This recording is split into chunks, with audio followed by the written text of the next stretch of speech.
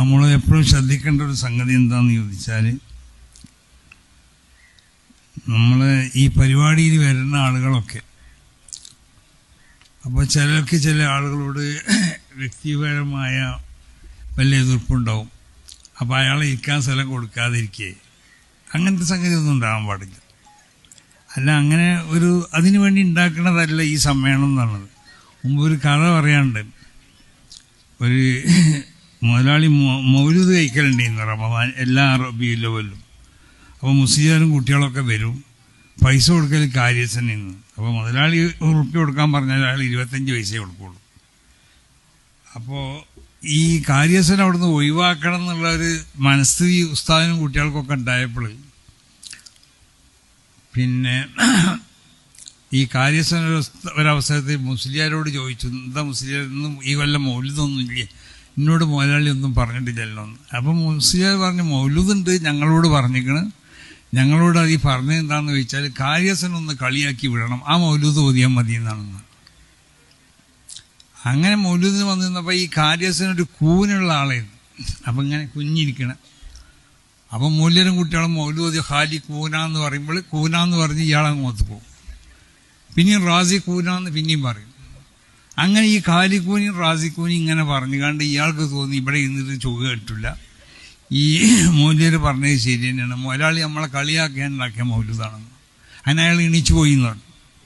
അപ്പം എന്നതുപോലെ ചില സ്ഥലത്തു നിന്നൊക്കെ പലരും പറയുന്ന ചില അനുഭവങ്ങളാണ് പറയുന്നത്. ഇപ്പോൾ വ്യക്തിപരമായിട്ട് ദേഷ്യം ഉണ്ടാവും.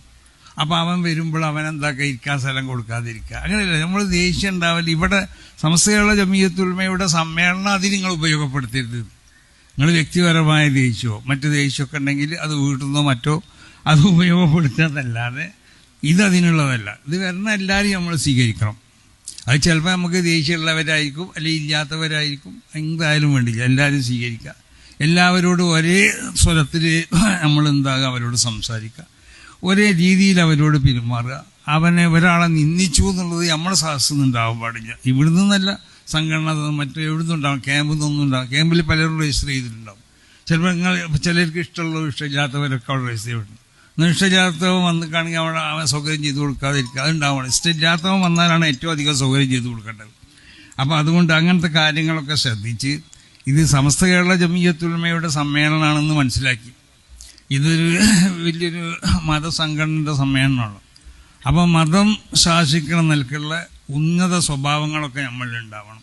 ആ സ്വഭാവങ്ങളൊക്കെ കാത്തു സൂക്ഷിച്ചുകൊണ്ട് ശബ്ദകോലാഹലങ്ങളില്ലാതെ, ഇവിടെ ഇപ്പം തന്നെ നമ്മളവിടെ അവിടെയൊക്കെ നമ്മൾ കൊടി മക്കാമുങ്ങളിൽ വെച്ചു, ഷെയ്ഖുനാൻ്റെ അവിടെയും വെച്ചു.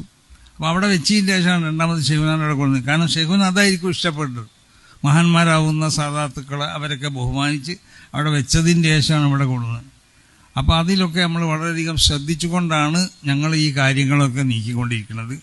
ഇതിനെതിരായി കൊണ്ട് ആരെങ്കിലും അകത്തുനിന്നുണ്ടായി തീരാൻ പാടുള്ളതല്ല എന്നാണ് എല്ലാവരോടും ഈ അവസരത്തിൽ ഉണർത്താനുള്ളത്. അപ്പോൾ ആ നിലക്ക് നമ്മളൊക്കെ യോജിച്ച് സന്തോഷത്തോടു കൂടി ഇത് സമസ്ത കേരള ജമിയത്തുൽ ഉലമയുടെ ആ അന്തസ്സും അതിൻ്റെ ആ ഉയർച്ചയും ഒക്കെ കാണിക്കണ ഒരു വലിയൊരു സമ്മേളനമാണിത്. അഥവാ ദീനിൻ്റെ ആ അന്തസ്സ് വെളിപ്പെടുത്തപ്പെടുന്ന ഒരു വലിയ സമ്മേളനം.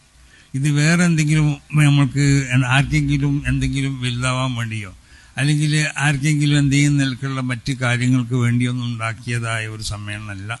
ഇത് അള്ളാഹു കബൂൾ ചെയ്യണം. നാളെ ആഖിറത്ത് ചെല്ലുമ്പോൾ നമ്മൾ ഹസനാത്തിൻ്റെ രേഖയിൽ അത് രേഖപ്പെടുത്തപ്പെടണം.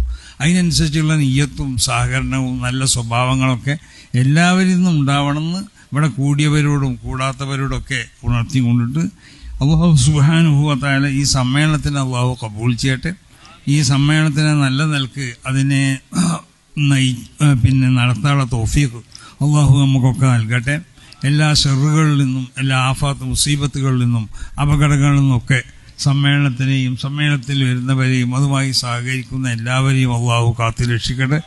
ഇത് ഇവിടെയൊക്കെ എല്ലാവരും സൂചിപ്പിച്ചതുപോലെ ഒരു ചരിത്ര സംഭവമാണ്. ചരിത്ര സംഭവമാക്കി തീർക്കാനുള്ള തൗഫീഖ് അള്ളാഹു നമുക്ക് നൽകട്ടെ എന്ന് ദുആ ചെയ്തു.